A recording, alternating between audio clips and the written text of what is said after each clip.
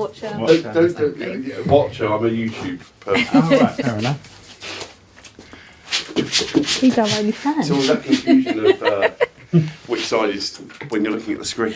So I'm going to come down here and go, I'm Vince Maple, leader of Medway Council.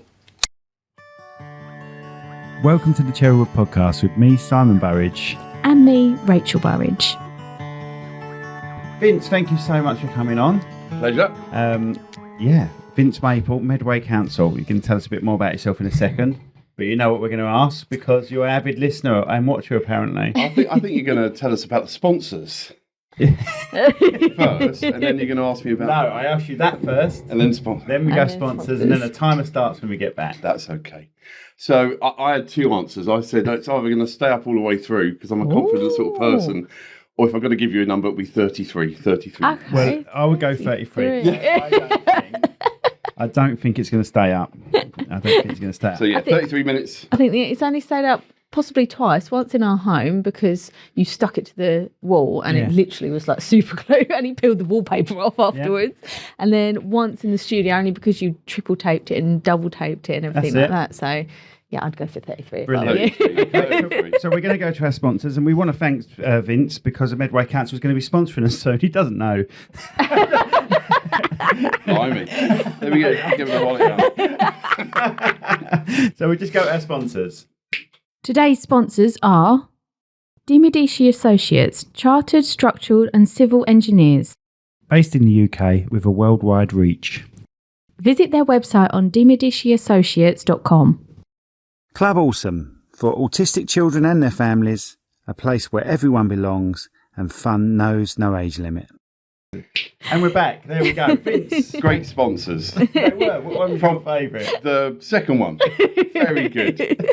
This is probably people who are in dispute with the council. So I don't actually know who they are for the voice. I'm sure if they're good local people, we love them. And you do generally have good local businesses. So we do. We try to have a lot of local businesses, and they all seem to come from Bromley Bexley way when they were born and come down into which is really weird. So we're doing something right. So you sort of know the rules. We're trying not to be too political on it. That's it. It's when people invite me onto stuff and go, yeah, this is the thing, but we don't talk about politics. It's like, well, yeah, I've got about 3 minutes of life, and then see you later. That's fine. So we'll try our best. Yeah. But tell us about yourself and how you became the leader of Medway Council.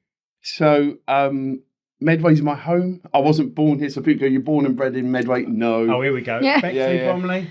Islington, further up north. Oh, right, okay. Further up north. Yeah. The wrong side of the river, as I know some people would say. So that's why I support the mighty Arsenal, the world's greatest red team.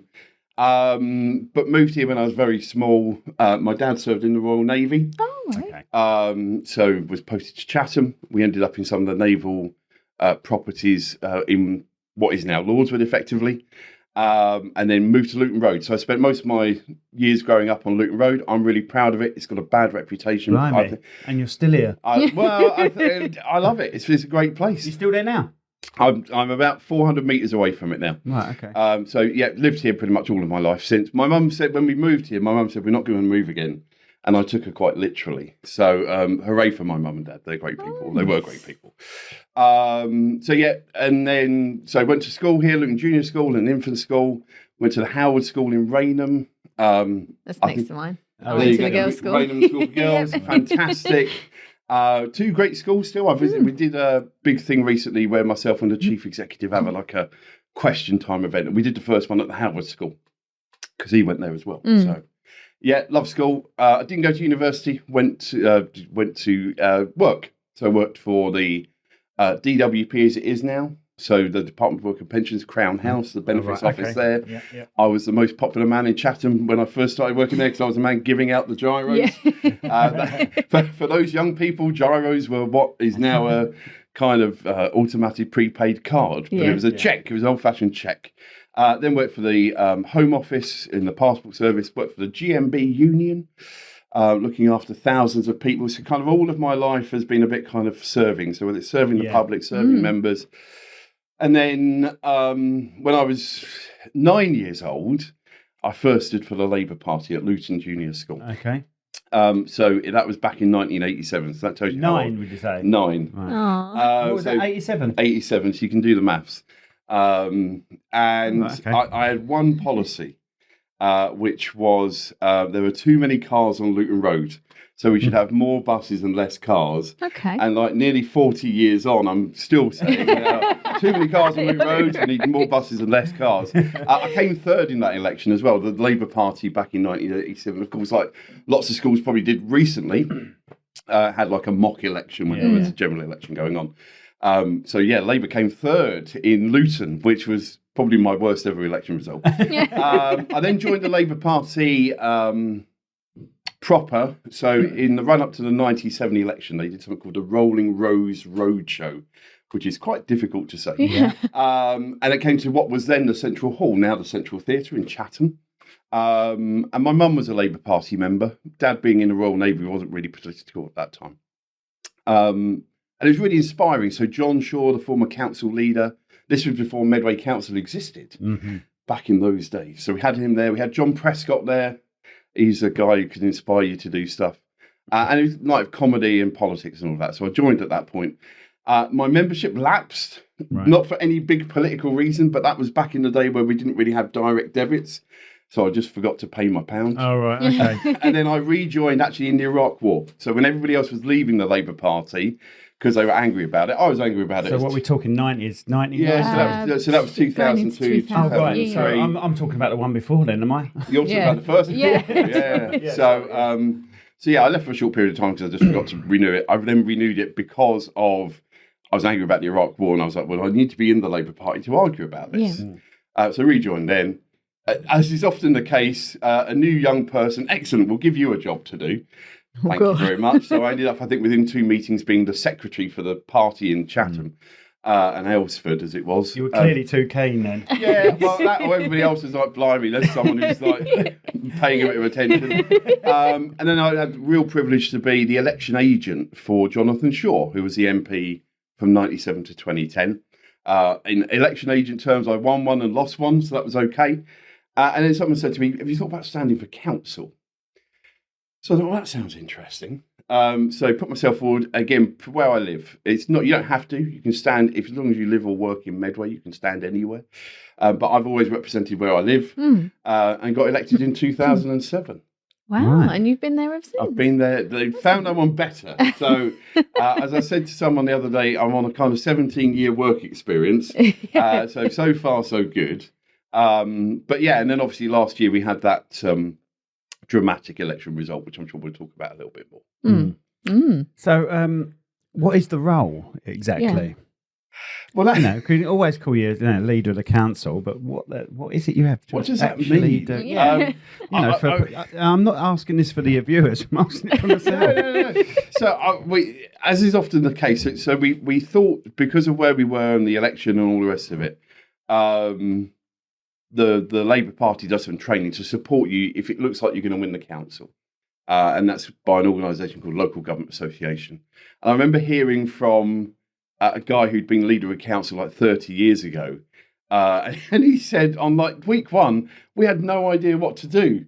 So it's like, well, we need to make sure we're not in that position. So technically I've got a strategic overview for the council. I don't kind of do any physical operation. I don't manage anything per se in the sense of staffing. I work closely with the chief executive. We're kind of a leadership double act. So I've got my cabinet of 10, similar to obviously national government, where you've got people with specific portfolios. My portfolio is finance, so I manage the money. Yeah, £580 million a year. Right, quite a lot.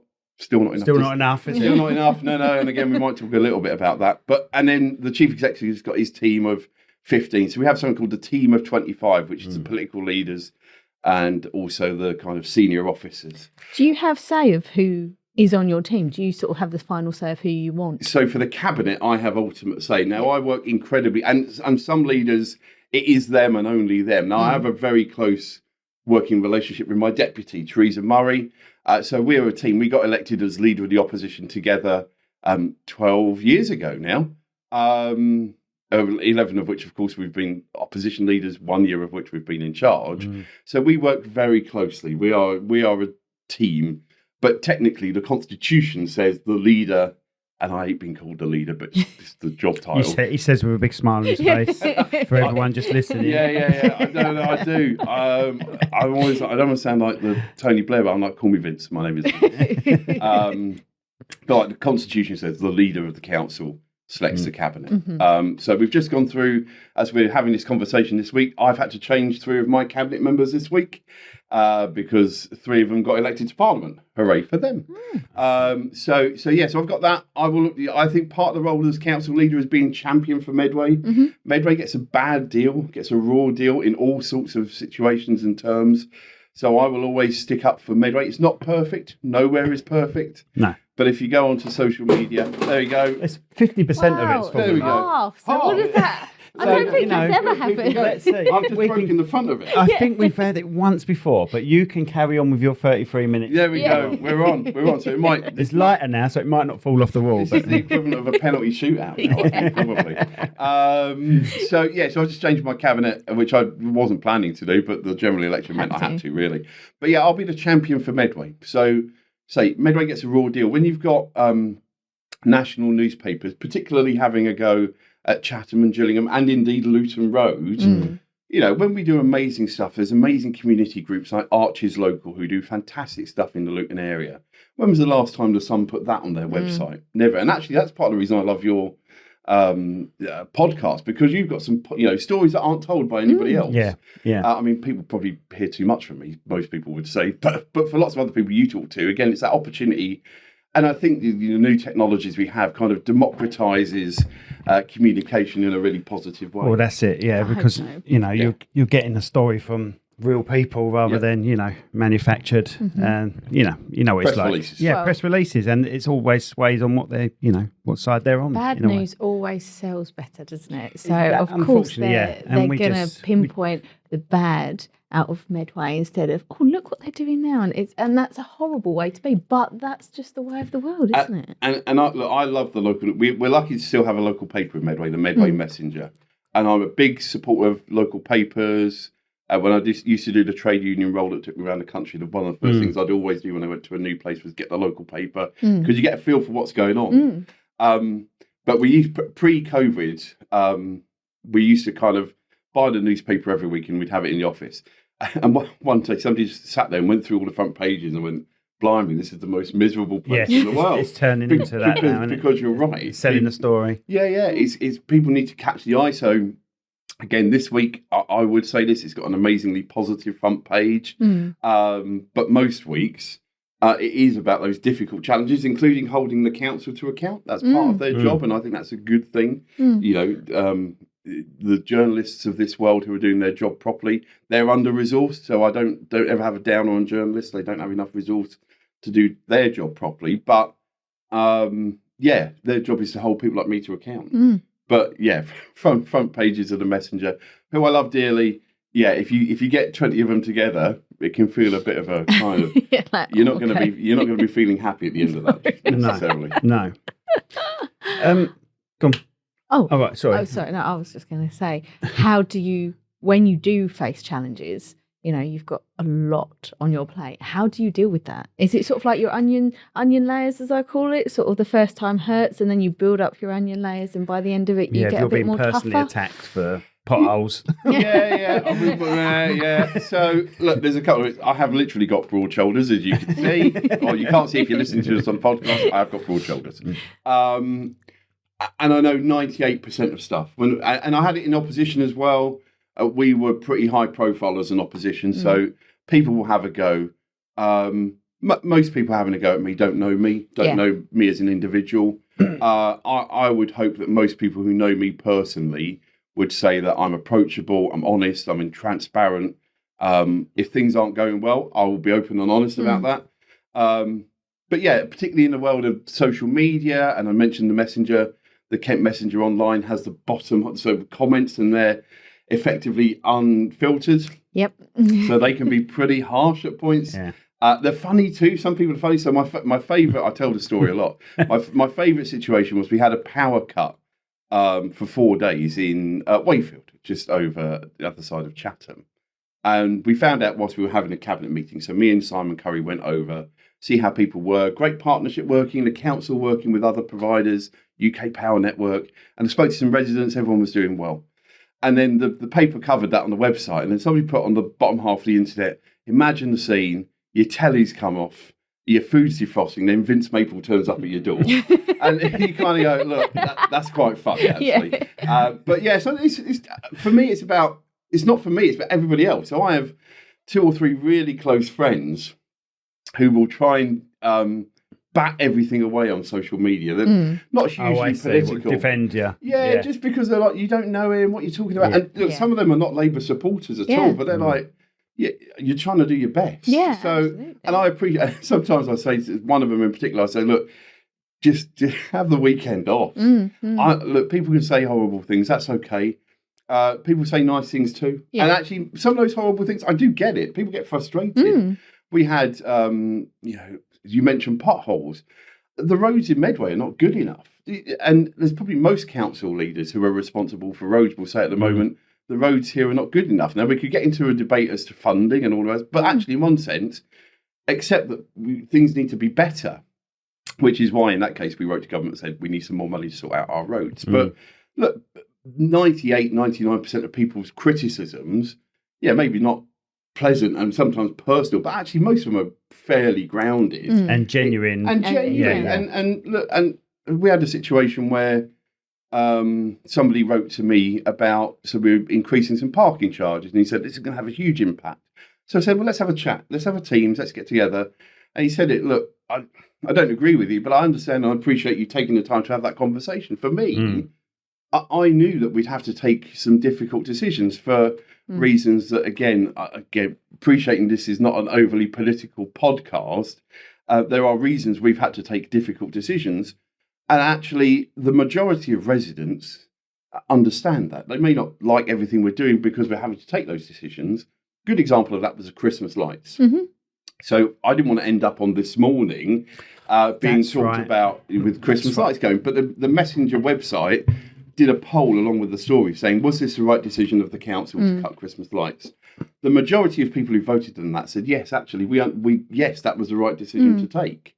So actually, although a difficult decision, I don't want to be the guy who's stopping the council providing Christmas lights. And we had great businesses step in again. That's right. This is more of the Rochester High Street than anything, wasn't it? So it was all 5 town centres. Yeah. Right. And we ended up with 3 businesses stepping in to support them. And then Rochester Town Centre Forum did something on top, which is great, community. Well, I don't see a problem with businesses jumping in and having a little bit of sponsorship next to it. Do you? No, and did they do that? Did they sponsor a little bit? So we had all of the lights and more in one case. Yeah. And then people were saying, there were then other people going, well, why was the council ever paying for this to begin with? And you kind of go, lots of councils stopped doing that a number of years ago. So there will be more difficult decisions. That's the reality. Actually, there is another decision we can blame you for, Vince. Isn't there?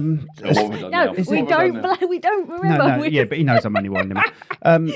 Isn't one of the festivals being cancelled? One of the sweeps or something like that? No. Let's talk about that. So is it your fault? No. When it's going badly, it's always my fault. When we're going well, it's the team's success. I'm clear on that. So yeah, we've still got a tremendous program of events and festivals across Medway. What we have done is we've taken the Dickens Festival from 2 events to 1. So we used to have summer and Christmas, right? Okay, and now we've only got Christmas. And actually, the numbers, and there's some traders who said actually that makes sense. The Christmas one does good numbers. I guess Charles Dickens didn't write a summer carol. Yes. He did write a Christmas carol. Yeah. That again, that's a choice that we've had to take. But we've ensured that there continues to be a good level of events. And again, another one, just while we're talking about the tough choices in year 1, we've cut back on some free swimming. We've increased the number of other provisions available. And by the time people probably see this, we will have our new swimming pool opening in Rainham. Yes. So the Cossington Park Sports Centre, which, despite that new name, I would guess about 99% of people will call it splashes still. Yes. That's fine. The same that for those who've been here around some time, Medway Park is still the Black Lion. Yes, that's fine too. I'm not precious about that. One of the things we've done recently is have the family package, 2 adults, 2 kids, for £80 a month. All three centres. Yeah. Unbelievable price. And into Coslington Park when it's open. Very, very good. Very pleased with that. We were just, even the kids now say, can we go and play badminton? Can we go and do this? And they love it. And my daughter can't wait till she's 14 because then she can actually use the gym herself because she said, I'd love to go with you to the gym. And so we just push it all the time. And it's not taking anything away from the gym we was in. We was in a 24-hour gym in Strood, which was lovely. Everyone was fine there. But, you know, for a family thing for £80 a month, and then I like a bit of badminton, you see. So, perfect. It's good. And actually, that news facility at Coslington, I don't know if you've been around it. No, haven't. No, there was an open day for the members, wasn't there? It's next week, I think. Well, it isn't now. It's next week and 2 months. It was sometime. It was great. It was a really good open day. The weather was beautiful. That's something I should tell people. Yeah. But we got as we're recording this, we got the opening next week, and I've had the privilege to have a look around. It looks fantastic. BBC Radio Kent, one of their journalists took a camera down the flume. Oh yeah. And it's on social media. It looks phenomenal. So families will love it. And that's right. I would recommend, if you're going to use it more than once a month, sign up for a pass. Definitely. It's good value if you're using it. If you're going for a one-off, actually it's still comparative with going to the ice rink or going bowling. But if you're using it more than once or using different sites, I know different people. I've never been to that leisure centre in my life. You will do. You stopped off to have a wee once when we were training. I'm from Northfleet. I was born in Northfleet area, so we've been here nearly Cascades. 10 years, haven't we? Cascades. So Fantasies. Do you remember Fantasies? was that the one that subsided? Yes. Yeah. But that was really good for flumes. Yeah. It didn't last long though. No. I think. So what's this got flume wise? Just a one? I think it's one that. It's one, but it's a big but safe for younger people. Yeah. Now, has that always been there, or is that a new? No, it used to always be there. The whole thing is it's better than the old one. But yeah, the whole thing was knocked down. The whole building, everything. So it's a brand new building. Yeah. Really sustainable. And it's the running track place, isn't it? No, that's Black Line. That's Medway Park. Sorry. I'm terrible for this. So is it next door to it? No. So this is near Howard School. Raynham School. You've got to forgive me, everyone listening who's from Medway, because I really don't know that area at all. So you know where the football is it soccer? Well, what's the football? Yes, pitches? I do. On the corner. Soccer pitches, yeah. And then Opposite across there. the road. Oh right, okay. So it's miles away from where I'm saying. Do you remember when we did that? Yes, we did a walk. When they did that walk, and we went through, and we were going to walk down the A2 to we did London to Brighton once, so we walked all around the area. Yeah, so we literally walked from Gravesend to Sitting. No, we walked it. Yeah. Walked London to Brighton. Wow. We didn't ride it. Yeah. So it was hard. 100k. How are your feet? Oh, my knee. It's my knee. It was hard.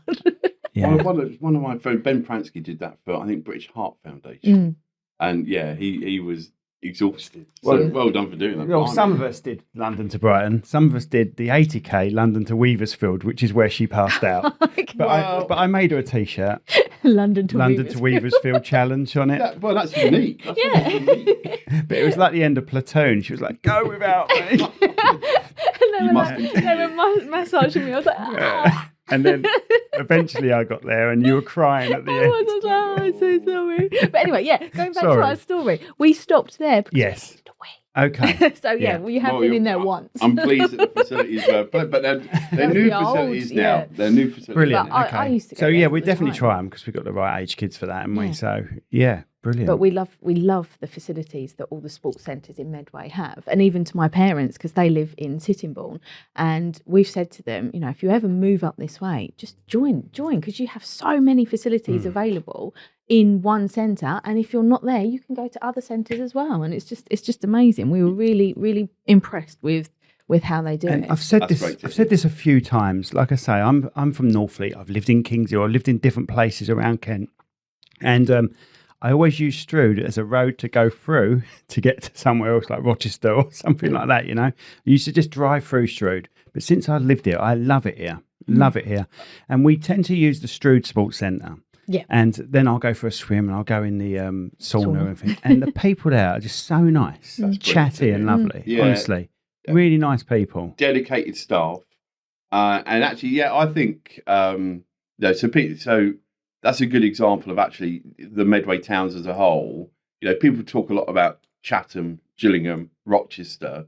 I think Raynham and Strood don't get a raw deal in the sense of, they're both doing well, but we need to talk about them a bit more. They're just a little bit on the outskirts, they're on the edge, aren't they? Yeah, so they get forgotten. There are definitely some people that will look from Strood towards Gravesend.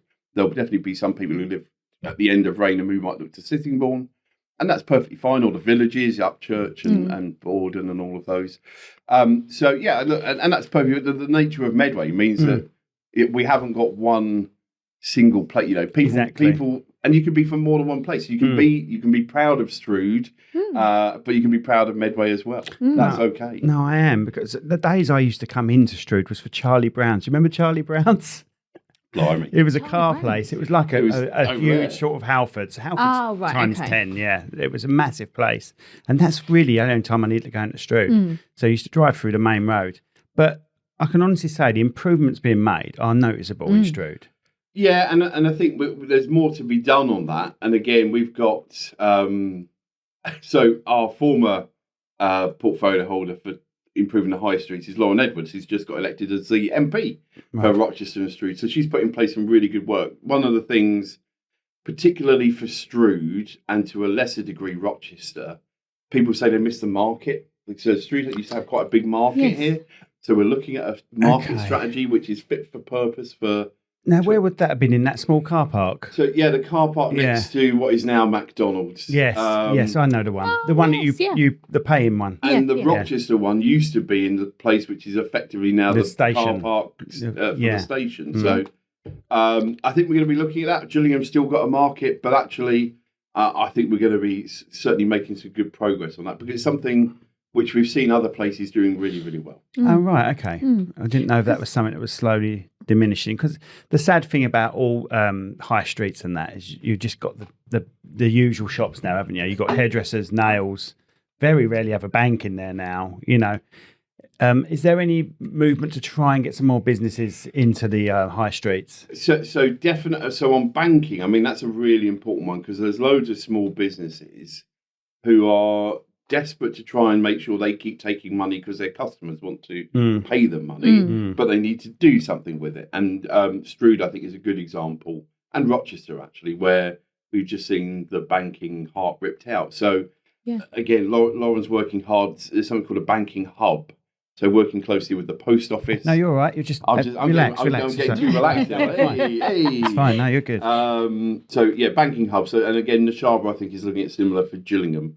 As well, they're the two. Chatham's actually well banked, if that's a phrase it is now. But it's so important for lots of different reasons. Business definitely, but actually individuals. I like to think I'm pretty good at tech. The one thing I am a Luddite on is phone banking or banking by app. Someone says to me, like, "Oh yeah, I'll pay for that for you. Just transfer me the money." I'm like, "Well, I'll probably go to the branch in Chatham to do that. That's it." They're like, "Blimey, just give me some cash." All right. So those things are important, because actually to make a community work, to actually have those things like a, flourishing market, if that's something we're looking at, you need to have those facilities. The post offices do a reasonable job. I think they offer some of those facilities, but yeah, these banking hubs, which again, Lauren in particular for here has been, I'm saying here, like you can see that if you're listening to this, I'm pointing to Strood. I think that's something which could add real value. So I'm hopeful we'll see some movement on that. High streets more generally, I mean, they are struggling across the country, there's no doubt of that. And we're all slightly to blame. No one listening to this has never bought something online. Oh, not one of us. Of course. I'll always try and use small businesses, local businesses, wherever possible. But sometimes convenience rules. That's the reality. We've got to be honest about that. It's the instant now, isn't it? You can have something or think of something the night before. You can Amazon it or whatever you do, and it can be there within 12 hours. And I completely agree. It's the sign of the times. Things change, but what are we going to do with what was there? That's the question. And I think that's critical. And I think certainly, so Chatham is not obviously, but is seen by many as the kind of city centre for Medway. So with the Pentagon Centre, that's a really good example. So the first floor of that, we are moving away from that being retail. And it will have two things up there: a healthy living centre, which is fantastic. Chatham in particular has got less than the national average provision for GP services. So it'll improve that. And we've got, of course, lots of new people living there. That's a good thing. And then we're also going to have a co-working space, which kind of post-COVID, we know that the existing co-working spaces are at capacity. There is a market there. It'll be a nice new facility. It'll be... Is that like Dragons, that type of thing? Exactly like Dragon. Right, yeah, I mean, Roland is brilliant. We love Roland. Yeah. He's a great guy. And yeah, they run a really good operation there. But there's room for more. There's absolutely room for more. We've got our own innovation centre up at... I always want to say Toys R Us. I know. I always called it Toys R Us. There you go. Always. There we go. So I'm kind of... So you're on about near the airport, the Innovation Centre, which is a lovely place. I know a couple of businesses that are in there, and it's a beautiful place to work. Yeah, so I'm hoping the site at the Pentagon, and we're working with a partner who's done this in other places, so they're not new to this rodeo. And I'm expecting the Pentagon offer to be somewhere between Roland's offer and the Innovation Centre offer. But I say, for me, the important message is this won't be taking business from either of them. They're both pretty much at capacity. Absolutely. There's more people saying, actually, we want to do some more working from home. We want to do some more co-working. We're just setting up. So we need a space. We need somewhere to do business that isn't our kitchen table. So I think that will be a success. I don't think you would know Paul Clifford, would you, from Flourish? I know the name, I think. Flourish deal with the Pentagon stalls in the centre. Yeah. Okay. Yeah, so we've had him on the show recently. That was quite informative. I was just trying to think of people you might know. Richard Dawson. Do you know Richard Dawson? Richard Dawson, yes. Why would he know Richard Dawson? Richard Dawson, he's a mate of mine, and he's crazy. But I'm sure he's Medway Council. He works for the Medway Council somewhere. Right, okay. I think Richard Dawson used to work in our kind of social regeneration. That sounds about right. Yeah, I think that's Richard. I don't know if he's moved on. He's not been at Medway for some time. Oh, isn't he? Right. Richard I thought it was a Dawson. name. Yeah. But the guy from Flourish is doing a great job. He is. So some of those stores. I mean, the fruit and veg stall in the Pentagon, brilliant. There's a bakery there. And I tend to use those stalls quite a lot. Yeah. You know, it's really good. I'm not, and I'm sure people will go, it's brilliant. The newest one that's open, I think, is a stall that just sells rubber ducks. I've seen that one. I don't. This might be me in proper mid-40s going on 90. I don't understand why a rubber duck stall would be successful. I hope it is. I hope they're doing well. Well, they've been there for a while. So. Funny you should say that. Our kids love ducks. Our kids love rubber ducks. Obsessed.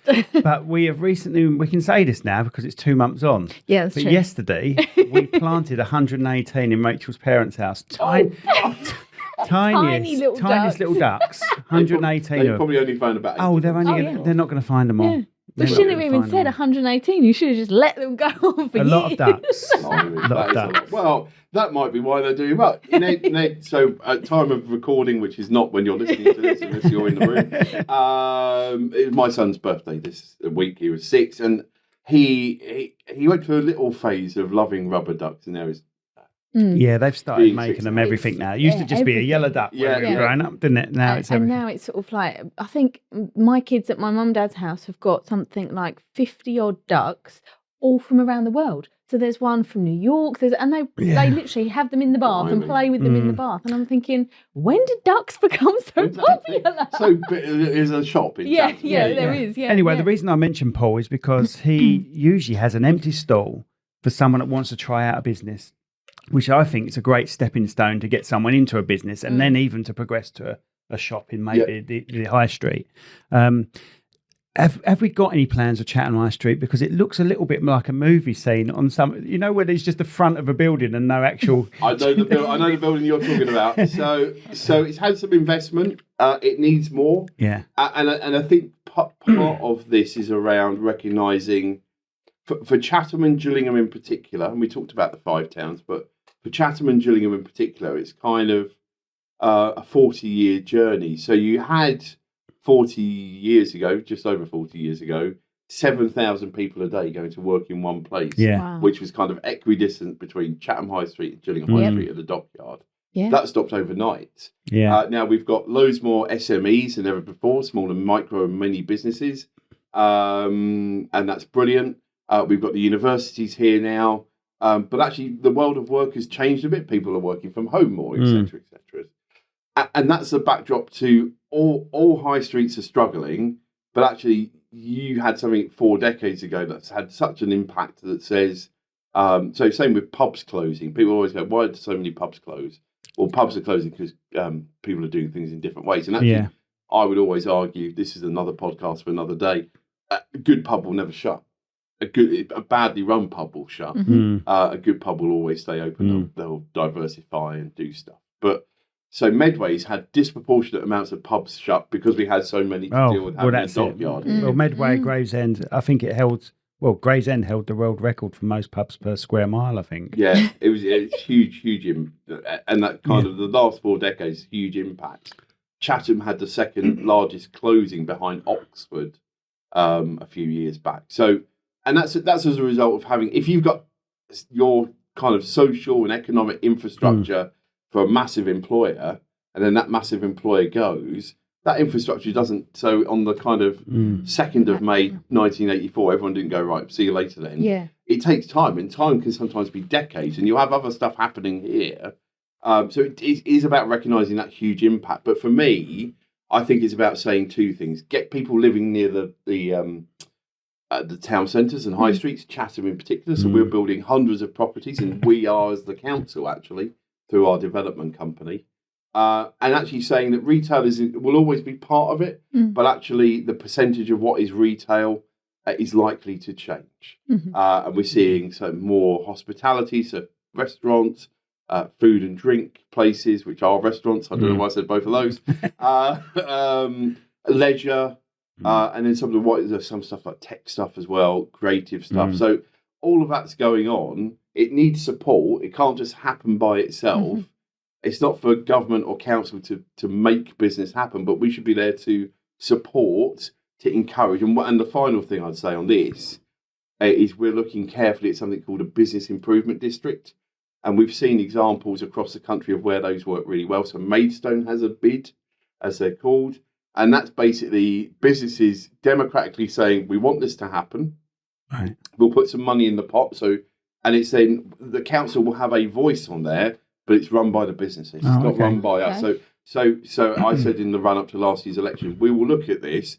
I want to win power to give power away. I want to empower, and we won't force it. So if the Chatham Town Centre Forum goes, actually, that's not for us, that's fine. But I want them to be empowered to have that conversation, whereas the previous administration said, we're never going to look at bids. That's not for us. So yeah, from that perspective, I think it's about trying to use all the tools we can, recognising high streets and town centres across the country. It's not a Medway issue, it's a national issue, but we've got to find our own unique solutions to that. Yeah, absolutely. I think about all the centres in Medway. Chatham is the one that needs the most help, in my opinion. It's heartbreaking, actually, because my first independent train trip as a kid with my cousin was Chatham. And I used to be blown away by Chatham just because it wasn't Gravesend, and I'm used to going to Gravesend. And then, it was the first McDonald's in the area. Yep. Wake Up Mr. Appletree and all that. What? Do you know what I'm talking about, do you? We used to go to kids' parties. McDonald's birthday and kids' parties, you used to have to make the apple tree, used to shout to say, wake up, Mr. Apple, just so the guy that's controlling the mic downstairs could hear you. Yeah. And start, I'm awake now, guys, And the Chatham used to be the place to go for the bowling and everything, because that was, and now when you look at it, it's the one that needs, in my opinion, the most help. I mean, the bowling, I've mentioned Ned's birthday. And they've done a great job, those bowling guys. With the little golf upstairs. Love it. The best crazy golf I've ever played is in my ward. And that's a business that knows how to run a bit. They know how to run a business there. They've changed with the times. Years ago, I was going to take up bowling. I never did. But those alleys are meant to be really good quality alleys down there. But it was because I remember when it used to just be bowling. And then it went into a little disco. So everyone then came back again, didn't they? And they had a little disco there. And now they've gone again upstairs. So now they've developed that as well. But like you said, they're very much on trend as such. Because everyone then, even at the end, because we've been there, haven't we, with the kids? Yeah. And at the end, you take a picture, you put it on the social media, and everything like that. So they are rolling with the times and they are increasing their business. The BBC test card, I love it. Playing golf on that. That's the last. Yes, that's it. No, but it's fantastic. And you're right. They have diversified. My sister, who doesn't live in Medway anymore, played bowling for Kent. So you got up to Kent level, like county level. And yeah, Chatham bowling at that point was like the exemplar across the whole county. That's right. And it's had a dip and it's come back up. And I would say, we talked earlier on about Coslington Park Sports Centre, formerly known as Splashes. You know, if you're looking at that, you know, comparable price for that as well. So actually, if you want a family afternoon out, you might go to Coslington Park. You might go to Chatham Bowling. Both of those would be great experiences. So I'm going to ask a general question now. So what do you think, Medway as a whole, what do you think the biggest challenge you are facing at the moment is for Medway, and how do you feel you can resolve this, or what plans do you have to resolve this? So there's 2 or 3, Okay. if I'm allowed 2 or 3. No, absolutely. So the resources, we haven't had a fair deal on resources, and I won't get into the reasons why. People will know my view on some of the reasons why. And as we're recording this, we're 1 week into a new government. I'm not expecting resources to be, dramatically increased necessarily, but what I'm expecting is a fairer deal, and also a deal which makes it easier for me to plan. So if you can imagine, you know, running any business of any size, but being told you can only plan for the next financial year in real terms, most businesses will go, that's ludicrous. You're going to have a medium and long-term plan. I'm hopeful we'll go back to having multi-year settlements. So the government saying to councils like Medway, actually, this is what this is what you're going to receive for the next 3 years. So then you can go, okay, year 1 we can do that. We can make that change. That will save money in year 2 and 3, because that's one of the things we need to increasingly look at: spend to save. So we're not spending for the sake of it. We're spending to A, improve service, and B, but also make it more efficient. So the best example of that, I would say, people will see over the next couple of years is how we deal with adult social care. We're going to take quite a radical approach to that. We're going to bring some of that in-house. We're going to disrupt the market. And again, my deputy leader, Teresa Murray, is fantastic on that. So getting a fair deal, I think, is important. There is something hugely about pride. Pride, what I've said to lots of people on the run-up to last year's election locally was, I want you, if I come back to you in 4 years' time, I want you to be able to say, I feel more proud to live here than I did 4 years ago. That's my test to me. And if people don't feel that, then they can sack me and get somebody else in that. I'm very, democracy says that. Because this is a great place, but it's not perfect, you know, and there are some quite high profile things that we need to change. The most obvious, I think, being the focus on town centres, because they are the hearts of the community. But it's more than that. One of the things we've recently announced is something called a wall of shame. So if people are fly tipping or doing nuisance biking, we're going to put them on the website and go, who are these people? Help us prosecute them. That happens quite a lot, doesn't it? Those bikers with no helmets on, just going mental. And it's about the community working with us. And I said that we had a cabinet meeting earlier this week, and I said, figuratively, 99.9% of people in Medway play by the rules. My council's on your side. We want you to succeed. If you're in the 0.1%, we're coming for you. And I make no apology for that. I want people to play by the rules. And yes, times are tough, times are challenging. So that's a resource to try and, again, make sure people can play their part in saying, actually, these people are not playing by the rules. And we'll do all that we can, working with the police where appropriate, to improve that kind of pride in place. So it doesn't happen overnight. But for me, that's the big challenge. Medway is an incredible place full of 280,000 people, all of whom have got their own individual stories, some of whom have got a really challenging set of circumstances. We've got that situation where you've got some of the wealthiest people in Kent and some of the most deprived. And that has impacts on health outcomes, education, employment, all of those things. It's my job to try and level those at the bottom up, but improve for everybody as well. An easy sentence to say, really challenging. And it's about recognising one of the people, if they hear me speak a lot, one of the things they hear me say is, I talk about one Medway. So we as a council have got a lot of responsibility in this, but we need everybody to help us. We've got to take a total place approach. The whole of Medway's got to get behind us to say, how do we make these changes? And that is, of course, with that difficult financial backdrop. Absolutely. And it's so easy for people to have opinions and say, why are you not doing this? Why are you not doing this? You could put money into this. But at the end of the day, you have to stretch and you say, I think it was 5-point-something million that you have for a yearly budget. That seems like a lot, but when you break it down, it's nothing. Yeah, and we've had a 91% cut in our revenue support grant. So if you think about, if you had £100 and now you've got £9, how are you covering £100 worth of spending? Exactly. That's the challenge. And look, I think the majority of people get where we are. And yeah, that £580 million pounds. You wish. I wish it was. Blimey. £500 million a year. That's paying for, because Medway is a unitary authority, so all the rest of Kent has Kent and a local council. Medway has us. Yeah. So that means we've got to deal with adult social care, special educational needs, education more generally, highways, temporary accommodation and homelessness, tackling economic regeneration, tackling social regeneration, getting regeneration more generally happening with our building programs. All of that's happening. And that should get us to a point where people go, yeah, I'm proud to be here. And there'll be some people who will be cynical, some people who will be politically against me, and that's fine. That's democracy. That's okay.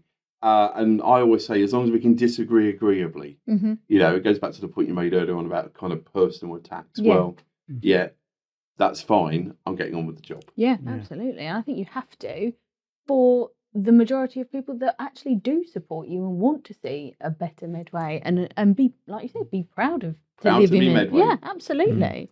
Definitely. Absolutely. Rachel, you've managed to make your mic cover your face up yet again. Oh, sorry, in this sorry. podcast, so well done for that. Better than when you've got some of those microphones that make you look like you're on a moustache. She's usually like this. I'm sorry. As if by magic. Anyway, so what was I going to mention? I was going to mention the police. I don't know what sort of involvement. I'm a big fan of Sting. The other police. Sorry. We can talk about that in a minute. I love the police. So they recently had a series, didn't they, on TV, the Medway Police? I can't remember what the name of that series was called. Where the infamous Chatham Pocket came up. Let's not go. This is probably not appropriate. I don't even know what that is. I wish I hadn't raised that. Okay, we can leave the Chatham. So did you get any feedback? Was you given any feedback from that? Was it a successful series? And do you have any involvement with the police regarding funding or any decisions they make? I mean, we have something called the Community Safety Partnership. That's a statutory thing. So we have to, again, as an upper tier authority, we have to have that in place. Sorry, as a lower tier authority, because actually other places around Kent have that as well. So we have that in place with a number of partners, obviously the police, but also Kent Fire and Rescue, the Probation Service and others. And I have a good working relationship with our Police and Crime Commissioner. We're of different parties, but that's okay. We don't agree on everything, but that's okay. But that's the same across parties, isn't it? Yeah. You've got to take this. So he wants crime to come down in Medway. So do I. That's fine. That's a good. That's a pretty good starting point. I mentioned earlier on the reshuffle I've had because people have had the audacity of getting promoted and getting elected to council, from council to government. So one of those individuals, Tris Osborne, was our Community Safety Partnership chair. That's now been handed over to Alex Patterson, who's got the kind of community safety and enforcement portfolio. So he'll do a great job. And that relationship between the council and the police is important. One of the things we said we would do before the end of our 4-year term is make sure wherever you are in Medway, you will have a named council officer. So rather than having to go to the generic council, you will know it's whoever it is for your area. And the police have said they will do the same. So actually, that's a really, if that all happens, and I'm hopeful it will, that will mean that peace of mind to say, actually, I'm not just dealing with the council and the police, I'm dealing with Simon and Rachel, whoever it might be. That gives people that additional confidence. Part of the challenge, if I'm honest, though, is sometimes the police are really good at getting someone in place. They're brilliant. You've got the relationships, the numbers on speed dial, and then they move. Then they move. More so than the council. Actually, the council turnover on the whole is pretty low because people, I'm pleased to say, people generally quite enjoy working there. I'm not saying they don't enjoy working for Kent Police, but I think it's a strategy. I think they just move people around all the time. But yeah, the relationship is good. They've been under-resourced over the years. Again, I won't get into huge amounts of political diatribe on that, but they're doing as best a job that they can with the limited resources they have. I know the new Prime Minister has mentioned getting a lot more officers on the beat. Am I right in saying 13,000. that? Yeah. So I know we're a couple of months in, but we're not. We're only a week in. Can you see that happening?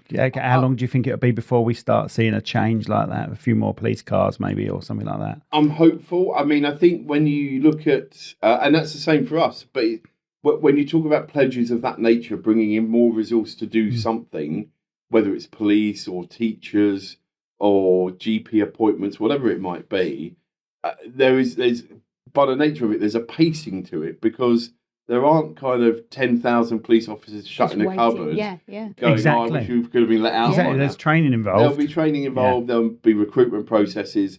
So that's where I think it's right to say that will be something which, over the course of this Parliament, which of course is 5 years for central government, you'll see those improvements made. And actually, from a practical perspective, it's about, again, Medway pushing to say, these are some of our stats. Therefore, we think we should have this proportion. Here and here. Yeah. You know, the starting point when you're looking across Kent is 16%. I always say we're the 16% of Kent that's not in Kent, although we technically are, of course. But from a kind of governance perspective, we are separate from Kent. Yes, which I've just literally researched. We're not a part of Kent County Council, are we? No. So what's the history on that then? So back in the late 90s, something called Medway's a unitary authority. So that, in simple terms, means you have one council for an area, a unified council. So back in the late 90s, the two predecessor councils, Gillingham Borough Council and Rochester upon Medway City Council, said we are going to look to come out of Kent. County Council. Went through the process. That was agreed. So we then had a shadow year where you had basically the Medway Council in waiting and the existing things in place. And then the two previous councils ceased to exist. And Kent County Council had a gap in the middle, which is where we are. Right. So everything else in Kent is covered by Kent County Council. So it's only, so if you look around, so other places people might know, and actually Kent and Medway, we're probably the best of the branding. Most people know Kent and Medway. In Sussex, they don't talk about Sussex and Brighton and Hove. They don't do that as much, but Brighton and Hove is the same. Over the estuary, on the other side of the estuary, Thurrock and Southend are unitary authorities. But they don't talk about Essex and Thurrock and. But Kent and Medway, for some reason, has just it's resident, and people just know it. Lots of people don't know why and think, well, why is that the case? But my view of it, and I've only just found this out, obviously. But my view of it, is that your issues and problems get diluted because it's such a vast sort of area. Maybe that's the way I look at it. And that was the argument back in the 90s to say Medway, even though Medway Council wasn't a thing, Medway the place wasn't getting a fair deal. And that's right. It's right to say that there's been other conversations at different points. There was a conversation perhaps about an East Kent unitary. So I think it was going to be Canterbury, Dover, Folkestone and Thanet. The conversation started and then stopped quite quickly. I don't know the reasons why. So that's another podcast for someone down the other end. But on a practical level, look, I get on very well with Roger Goff. Roger Goff is the leader of Kent County Council. Again, he and I wear different coloured rosettes, but we're both fighting for our communities. I'm always very, very clear. I am Medway first. But actually, if we're doing something which means outcomes for people on the Isle of Sheppey or Thanet, who have probably got a lot in common with the people I represent in Chatham, as around those areas of deprivation, I want them to succeed as well. Absolutely. It's not a binary choice. It's not them and us, Medway wins, Kent loses. It's like, well, I want everyone to win. So I imagine there's a little bit of overlap anyway, isn't there? Probably the closest place that I would say is health. So actually the health provision these days is Medway and Swale. So we have some of that. And actually from a council perspective, we share some services with Gravesend or Gravesham. Yeah. Gotcha. But the boundary is very, very clear. 16% of Kent, not in Kent. Right. Okay. Learn something new every day. There you go. And lots of places. So the fire service is a good example. So we have the Kent and Medway Fire Service and Fire Authority, which I sit on. So how do people obviously have their voice heard? They come up to you and they say, or they email, or however they get in touch. And how do they then get their voices heard and their opinions heard? So it makes and feedback. Sit there and think, okay, how do we take this now and roll with this and see what process we can make to make this happen or to change? Or do you, in theory, need a few people to be moaning about the same thing? Moaning. Let's change the word moaning. Moaning is very negative. Making constructive feedback or moaning. Both are acceptable. So look, one of the things I said is we would be the most transparent leadership of Medway Council, and I think we've done that. Mm-hmm. Listeners will have a view on that. So here's a few examples. We put out a video every week called 1 Minute Medway. Mm-hmm. I'm really proud. It was an idea which flowed actually from COVID. So during COVID, I used to do a Facebook Live every week to say, this is the latest news. These are the things happening in Medway. You know, if you need your prescriptions, this is where to go to. These are the new kind of community organisations that have set up. And loads of people would log in and watch it afterwards. Not as many as 100,000, obviously, but just saying. But a good amount. I'm just pointing at a sign for those if you are listening and not watching. But so I did that for the vast majority of lockdown. Loads of really positive feedback. And I thought, actually, this is a good thing to do. And then life gets in the way, particularly when you're leader of the opposition, as I was. So trying to keep that up, so that's fine. So, but the concept of saying, here's a weekly update of what's going on. And now some of those ran to 20 or 30 minutes because there was so much information. And actually, I had, within probably 8 weeks, I had people messaging me saying, can you mention this? Yeah. So it was well received. So when we won the council, I said, well, I want to bring forward a variation of this. I don't want to do a 30-minute broadcast. Nobody, people switching off after 6 seconds goes, shut up, beard. 1 Minute Medway was created. So people see that, they give feedback on that. We've increased the amount of things people can do at full council, so they can come and ask questions and ask us a follow-up question. Mm-hmm. The previous administration stopped people asking follow-up questions. Right, okay. Which we were like, no, they should be able to do that. They've got lots of opportunity. I've started a regular meeting with the leaders of the opposition groups as well. That never happened before. So again, the ability for them, if they've had residents or councillors raising concerns, raising it directly with me. Mm-hmm. And as I mentioned earlier on, Medway Matters Live, question time opportunity for any member of the public to come along, speak to me and the chief executive directly to raise any issue. So we've done the first one of those. We were due to do the second one in Who. I'm pointing at Who for those who are not listening. But because of the general election period, it's been postponed. The next one will be in Chatham at the Dockyard. And so tickets will be available pretty soon when you're listening to this. So if you want to come and ask something, do that. But otherwise as well, I have a monthly advice surgery as a ward councillor, but since becoming leader of the council, people from other areas have come along, other parts of Medway. People still email in. I don't drive, so I walk to Gun Wharf most days, although most people can't get into Gun Wharf at the moment. Yeah. Thanks 1970s builders. And my friend and dear friend, Theresa Murray, in my acceptance speech, made the point that whenever you're going down Chatham High Street, you need twice the time because everybody will want to have a conversation about something. Yeah. And all of that seeps in. And I'll always try and be honest with people. So if people are saying, can I have free cheese on a Tuesday every week? No, because we haven't got enough budget for that. But people appreciate being heard. We will see, I'm sure, as time moves forward, more and more people taking up different opportunities.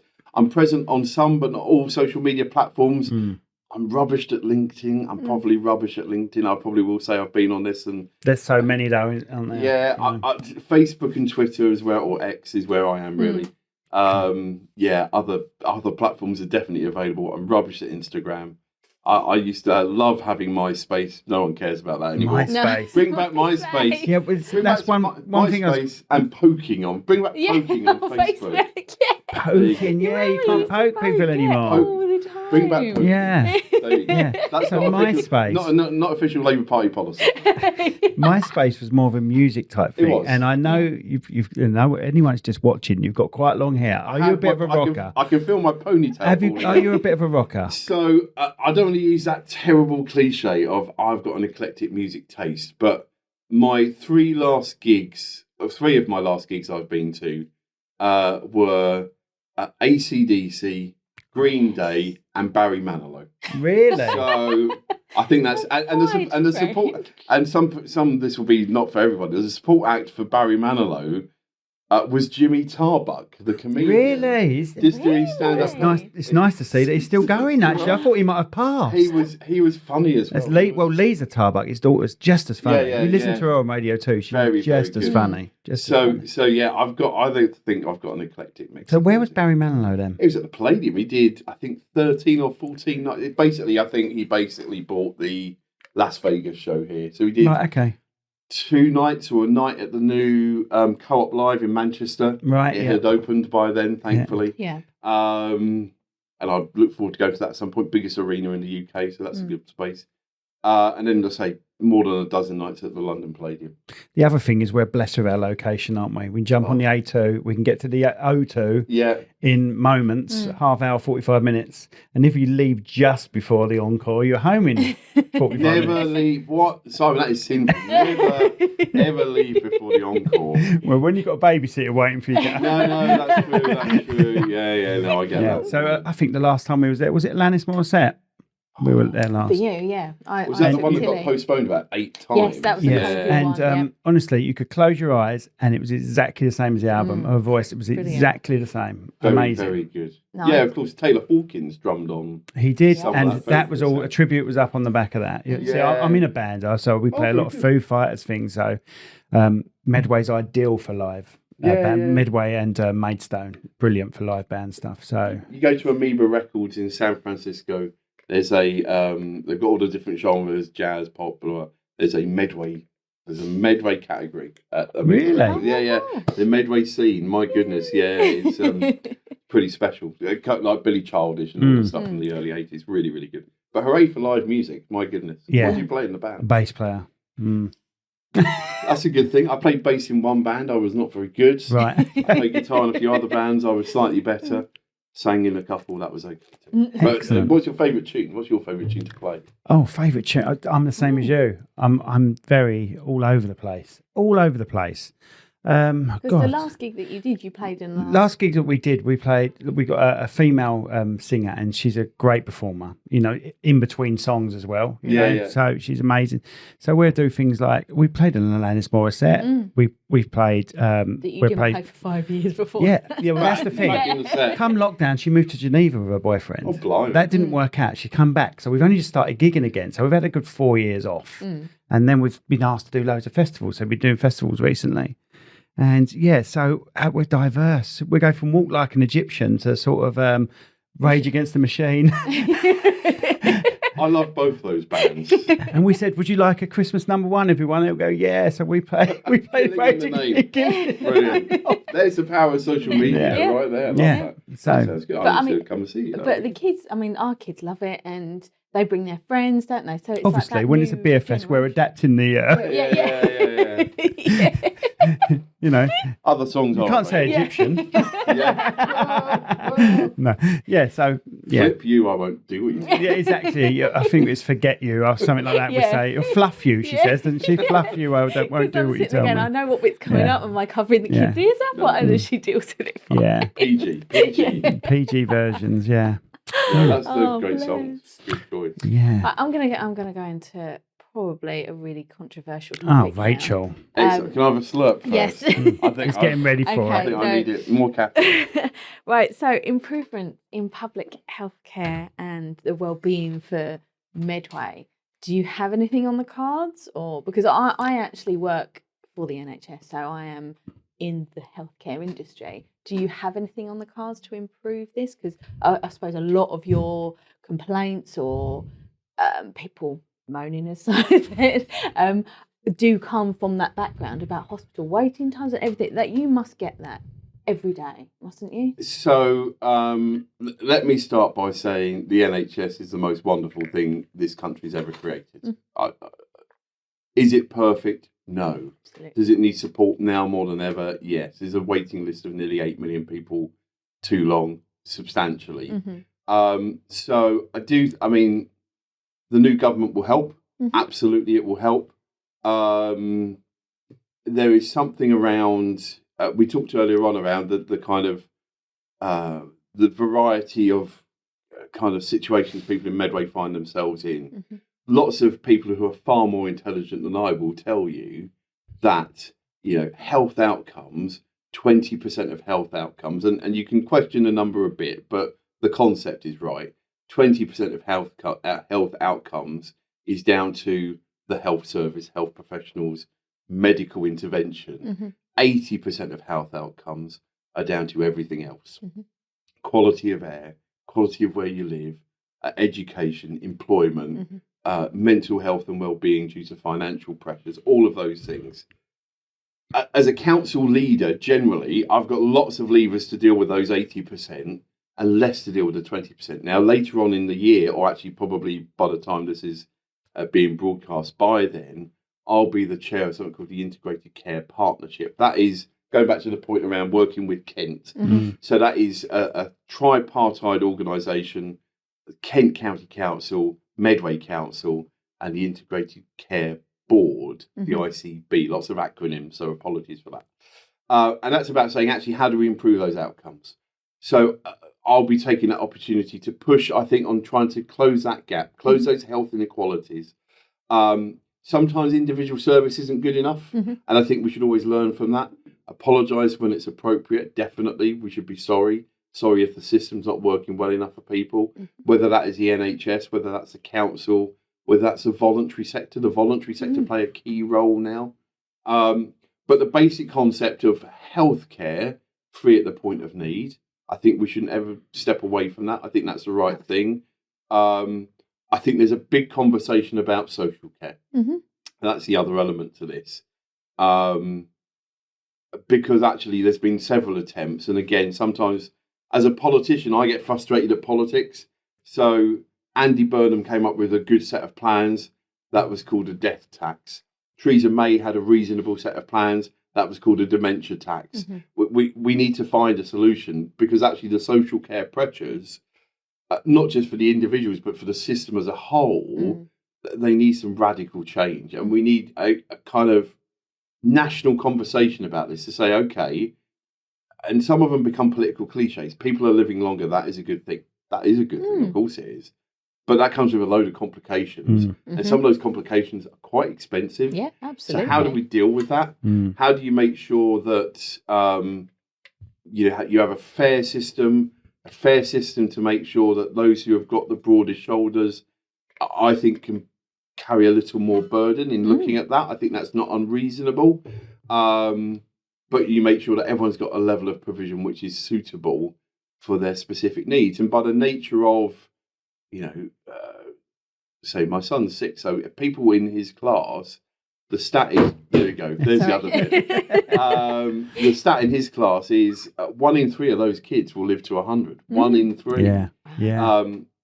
But actually, because of where his school is, I suspect that stat is substantially less than that, because he lives in part of the area where the health outcomes at the moment are the 10 years lower. So, and particularly for men are rubbish at health generally. There's another conversation there. So I think there's got to be some national stuff. Definitely, there needs to be, again, that cross-party approach.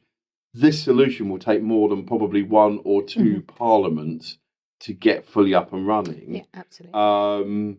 And I'm hopeful, and as I say, with people like Theresa Murray, my deputy, who is at the heart of adult social care and public health, I think you've got a politician who cares but gets it. Yeah.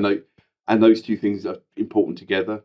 You can look at the stats, you can take a kind of evidence-based approach, and that's important. But you've got to have a heart as well. Absolutely. And Theresa has both of those. And I think a lot, like you said earlier, a lot of it is down to education as well.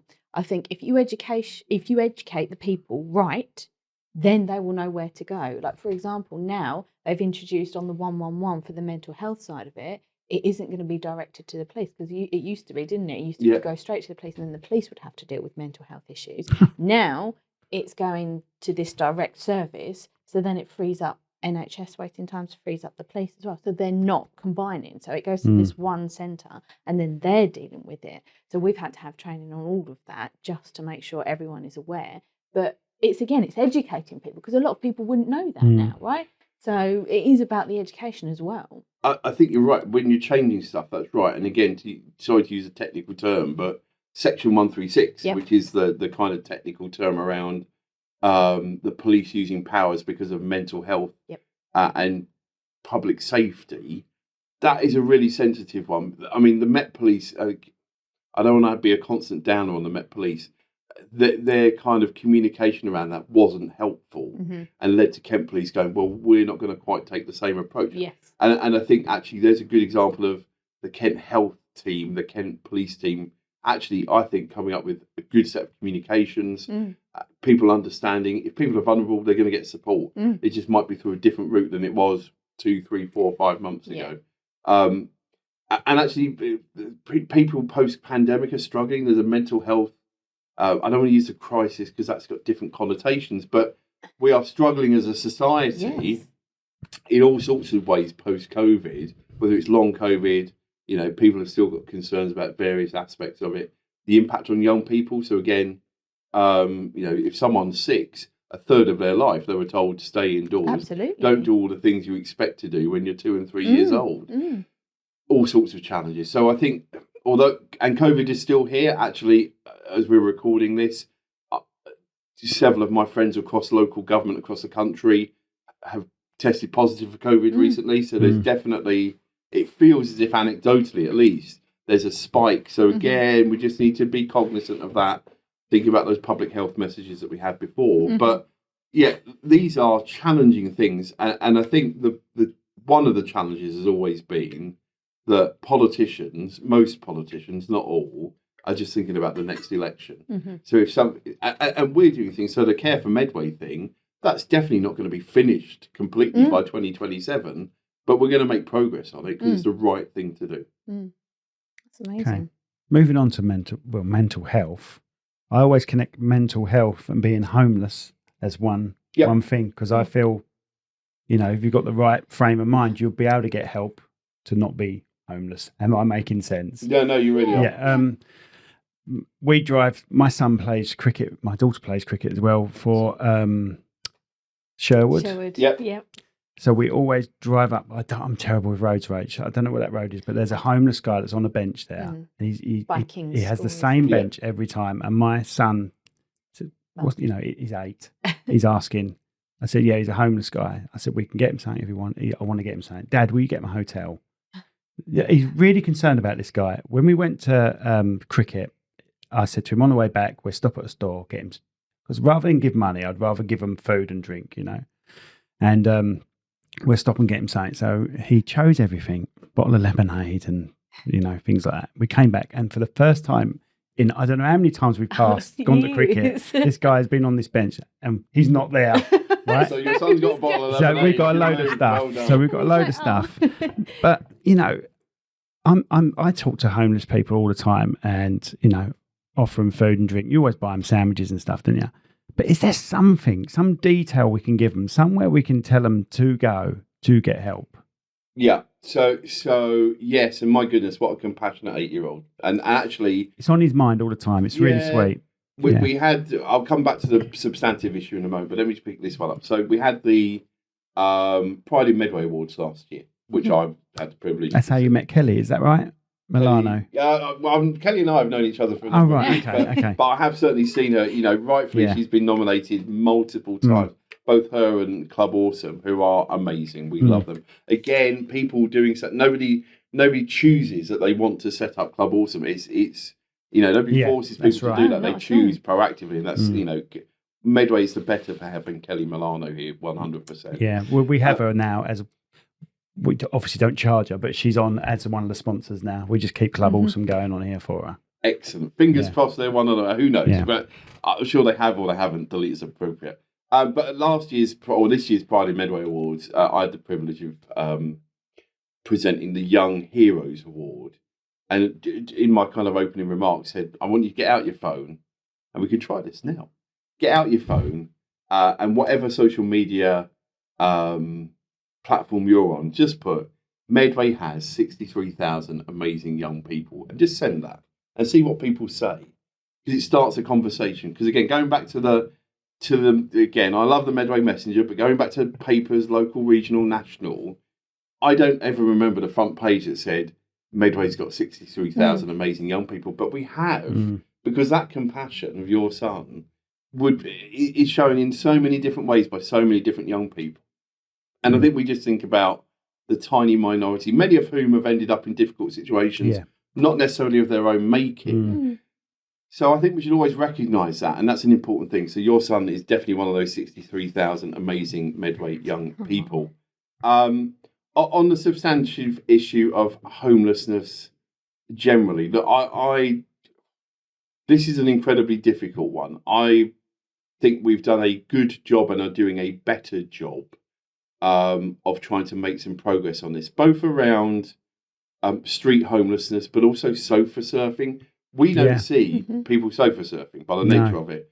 What I do know is if a kid is having to go from one home to another, that's going to disrupt their education. If they're in inadequate accommodation, or if, for whatever reason, if they're in rented accommodation, they're being, evicted. Sometimes because actually the landlord goes, the interest rate's gone up, I'm going to have to sell the property. Often not of their own making.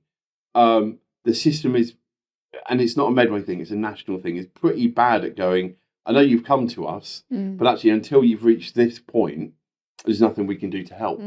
And that's frustrating, but that is the law, basically. On street homelessness, we have some amazing charities. So One Big Family, I'll give them a huge shout. We've got Gillingham Street Angels, who do great work. Medway Street Angels as well. Medway Street Angels as well. It's a bit like the People's Front of Judea and the Judean People's Front. Both doing amazing work. People like Second Chance Charity. And they've all got they're all helping people. And of course, Medway Food Bank, all doing great stuff, but have got a slightly different model. So Second Chance Charity, compared to, say, Gillingham Street Angels. Gillingham Street Angels is effectively open house. If you want help, come and grab it. It's literally grab it in some cases, absolutely fine. Second chances for those who are nearing the point of crisis, but haven't reached there yet. Yeah. And actually, they take a different approach. And again, the Trussell Trust Food Bank, Medway Food Bank, very structured and organised, vouchers, assist, and again, in many cases, trying to assist people having to come back for further help. So there is a lot of help out there. I think we do a good job working collaboratively between the council and those organisations. Some have taken longer than others to kind of recognise that bureaucracy and policies and process are important, because people just want to help. People's instinct is, someone's in trouble, I want to go and get them a sandwich and a bottle of lemonade. That's a natural human instinct to say, I want to help my fellow human being. And then finally, on the housing element of it, we don't have enough housing stock. We are making progress. So I've mentioned the other two MPs, Nashaba Khan, our third new MP, before she left her cabinet role, was in charge of housing and property. She's gone, right, we're going to buy 150 temporary accommodation properties for the council. And that does two things. Firstly, it means the quality is guaranteed. We're not giving it to a landlord who perhaps we don't have complete faith in, but because there's nobody else, we have to use them. And secondly, it means that the money we're paying to a private landlord to house temporary accommodation is coming back to taxpayers, effectively. So, there's always more to be done. We saw during COVID with the Everybody In scheme that it can be done if the political will is there and the resources are made available. Was that more hotels though, wasn't it, than anything? So it was properly temporary. It wasn't permanent at all. But actually, we use that opportunity in Medway. The what is now the Ministry of Community Housing and Local Government, MHCLG, or was DLUC beforehand, said that Medway was an exemplar of using that scheme to move people on. So actually, the difficulty and tragedy of COVID in that case led to people being able to secure better, more permanent accommodation because they were brought into the system pretty quickly. even at that point, there were still some individuals who refused to engage. Yeah, I imagine there were some good learnings from that, actually. Oh, it really was. And COVID was a tragedy. We all lost people. I lost people like my election agent to COVID, terrible. But from those most difficult times for our community, our country, our planet, there was positive learning. The ability to go, actually, I've seen this box on my screen that says Teams. I've never clicked on Zoom. Zoom was a song by Fat Larry. Wish you had Zoom shares, didn't you? Yeah, they're doing all right. So even in those most difficult times, you take the positives. And I think both Medway, but the country as a whole, I think really did take positives from those really, really challenging times. And I think it's adapted the way we approach work as well now, don't you? Because I think there's, in the last 4 years, let alone anything else, that has just shaped how we work and a new era of how we work, because everyone can work from home. You have the flexibility to work from home now. Everyone can somehow get communication from home to somewhere else as well. I think there used to be a stigma about working from home, didn't they? Because companies used to think working from home, you wasn't actually doing any work, but it worked, didn't it? And a lot of them are stuck with it. A lot of them are stuck with it. I think so. So having, I will have a political dig here. Jacob Rees-Mogg going around one of the government departments putting post-it notes on, going, "Where are you?" I mean, who benefited from that? So I've got two concerns. I'm absolutely fundamentally supportive of working from home and flexible working. They are good things. All employers should do it wherever they can. Medway Council certainly does that, and I would want more. My two concerns are, it is a two-tier system. So if you are stacking the shelves in Aldi, you can't work from home. Of course. If you're picking up the bins for Medway North, you can't work from home. So I think and it's not just about, it's about all of us going, for those jobs where working from home, just, if you're a surgeon, you can't do surgery from home. So it's different types of jobs. How do we ensure that everybody benefits from better flexibility? Question mark. And it's a difficult question, but it's one I think we as a country need to think about, to go, actually, if you're doing those, both of those, in fact, all three of those jobs were key workers during the COVID crisis. We applauded people rightfully. How do we ensure they're getting a fair deal? My concern is the flip side, actually, of what you said, Simon, is that there are, I hold my hands up, I'm absolutely guilty of this as well. So I very purposely don't have my council emails on my phone. I don't do that on purpose. I have my laptop.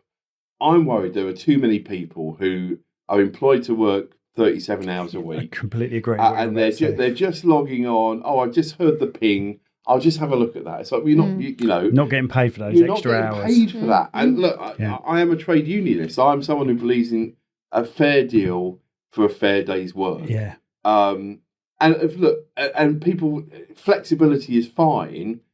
My instinct is that there will always be, probably out of 100 people working from home, probably one who is playing the system, but probably 10 or 15 who are doing 5, 10, 15 hours late at night, over the weekend. And that's fine occasionally. If they've got a deadline, perfectly fine. They're doing that every day or every week. It'll become expected eventually, which is the sad thing. Well, and so I do, and I think some other countries have taken a more robust stance against this. I think France have done some good employment legislation to say, you've got the right as a worker to go, I've done my hours. Thank you very much. I'm working from home because that works for me. And the other bit is just around not having it as an expectation.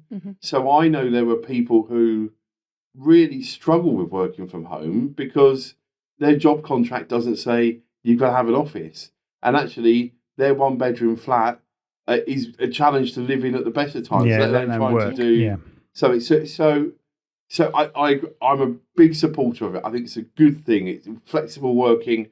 I would always argue for positively, but we've just got to recognise the consequences and recognise there are people which that can never be possible for. And how do we give them an not the same, but an equity of flexible working? How do we do that? And it'll be different for different jobs. But and look, again, one of those things which, I think you're right. The attitude towards flexible working by many pre-COVID was, you're slacking. It's like, I know that's not true. I know that's always not been the case. Yeah, from a personal point of view, I try and mix it up a bit. I do a little bit at home. I'll go to a local cafe because then I feel like I'm supporting the community by sitting in there, buying coffees all day while editing, that sort of thing. Yeah. But it's as you were saying, it's that, how do you deal with people that can't work from home and give them the same, not benefits, but the same, I don't know what the word I'm looking for is, the same flexibility. Yeah, because you can't say to someone, you can work from home 5 days a week, but because you work in others, you have to come in every Unfortunately, day. that's the job, isn't it? If you're stacking shelves, you're stacking shelves. Then you need something to say, okay, I understand you've got to be in work, but you can have this as a reward, or you can have this as... But let's just go with like a stacking shelf job. Mm-hmm. That's not really a job where they're going to be receiving emails all the time. No, I understand. Do you know what I mean? They're going to be stacking jobs. At time's over, they go home. But stacking jobs, stacking shelves. Stacking jobs. 50 jobs. Stacking shelves. But it's the flip side as well, isn't it? Because the surgeon who's carrying out heart surgery, they can't work from home either. Yeah. But the differential between those two is that the surgeon's probably got a fairly flexible diary anyway. Yes, yeah. So it's about, I think, Rachel, you're right. It's about trying to say, well, what can a good employer, because not all employers are good employers. I want them to be. I want people to work in Medway to work for good employers. How can they give other flexibility? So that might be around the ability to book leave at quicker notice. Some places you've got to give a week's notice. You might say, actually, you can give us 24 hours notice. And therefore, if you need that flexibility, in the same way, if you're working from home, I suspect there are occasions where 15 years ago, I've got something being delivered, therefore I probably need to book a day's annual leave. That's now not happening. So how do we try and those are the kind of, and it'll be different for different jobs and different employers. But I want there to be the benefit of the world of flexible working for even those who can't have direct flexible working in the same way if you're on an office-based job or quite a lot of creative roles. Not again, editing a video can be done at any time. Performing on the stage can't. Yeah. Exactly. So how do you square that circle? It's a tough one, but I think getting away from people working from home are not really working. It's a tiny minority of people who said that, but sometimes quite regrettably, sometimes quite influential people. Yeah. But what it's like. Quiet, I think. You can have 9 people doing fine. You get one negative thing happen. The negative thing just outweighs. Always outweighs. Yes, that's true. I try and tell people, when you've had a journey and you stop at every red light and every traffic light's defeating you, try and remember all the times when you've managed to just go all the way through. Yeah, that's it. That's it. Because you don't remember them. You only remember the ones that stopped you on a journey every time. It's always when you're late as well. Yeah. Always. Yeah, always. Yeah. People think I've got the special button as council leader. Yeah, red lights. That's not true, by the way. That is not true. I love the way people feel that flashing them's going to work. Yeah. Have you heard that? They've flashed it all. Do you do that way? No, it does not work. It's only on the temporary road. That doesn't work either. I don't know. I'll show you next time. Well, she's flashing when she shouldn't be, isn't she? And not in a good way, Vince. Follow the rules. Follow the rules. Okay, so I think my last question is, what is your vision or your preferred vision of Medway, let's say in the next decade? Where would you like it to go? So this is out of all of the conversation, this is going to be the worst element of we're recording today and when it's broadcast. So this week we've just agreed that next week we will start our consultation on the Medway local plan, Medway 2041. By the time this is published and put out there, that consultation is probably finished. Oh, right. So but that's fine. Lots of people, you won't live in Medway and be able to miss. We're doing that 8-week consultation. So for me, it's about saying I want a situation where people feel proud to live here. I want to get away from that situation of people in their 20s and 30s living in their parents' house in their old bedroom. We need to get away from that as a society, and Medway's my responsibility. I want people to enjoy green spaces, to go out and enjoy those green spaces that they do, and have new green spaces to enjoy.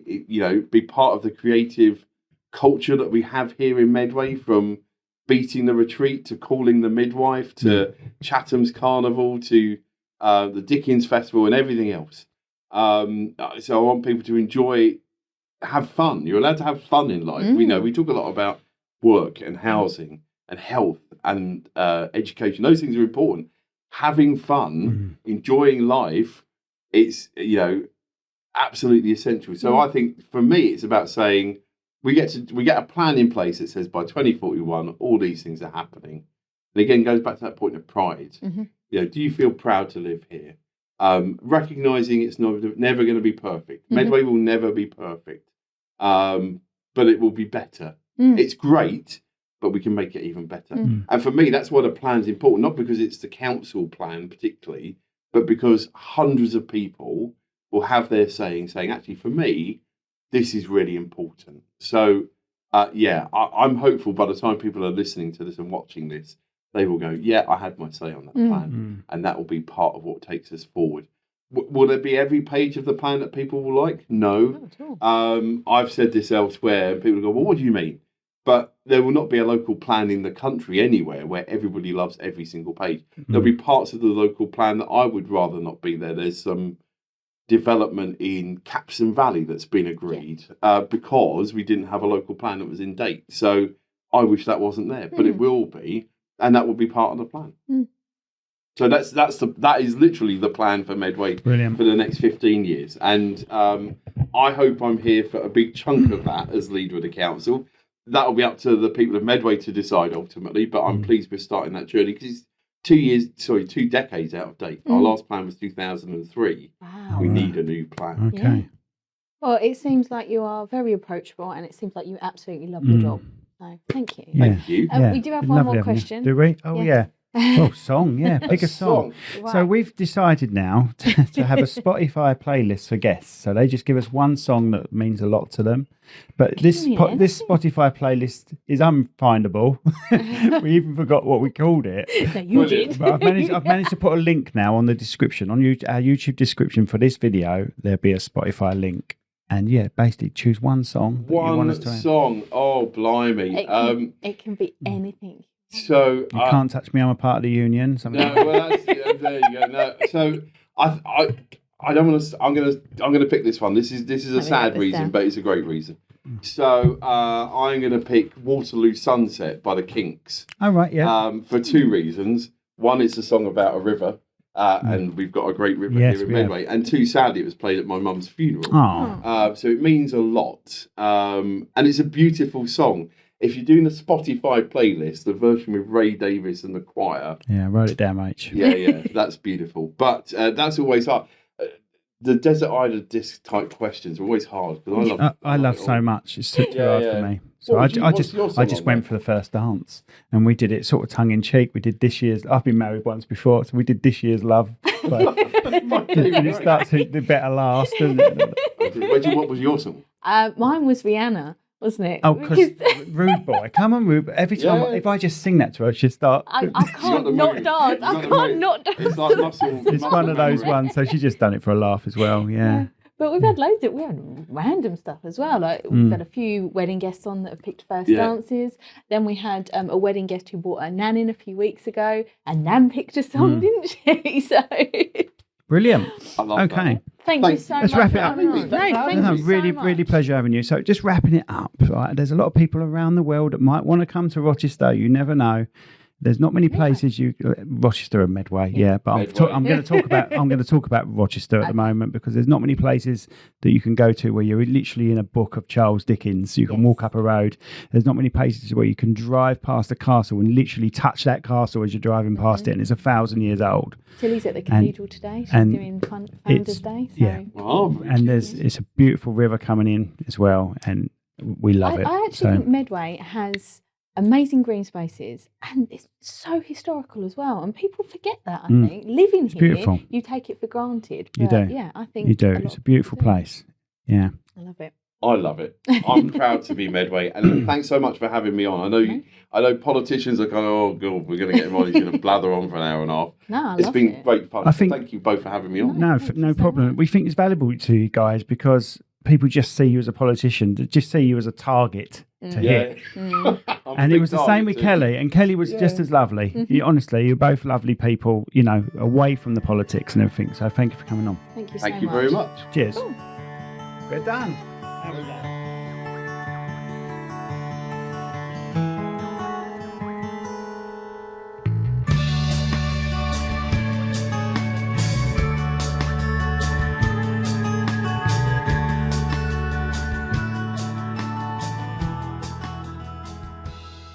This podcast has been brought to you by Snug Dubs Camper Van Hire. Roam the world, park anywhere. That's snugdubs.co.uk.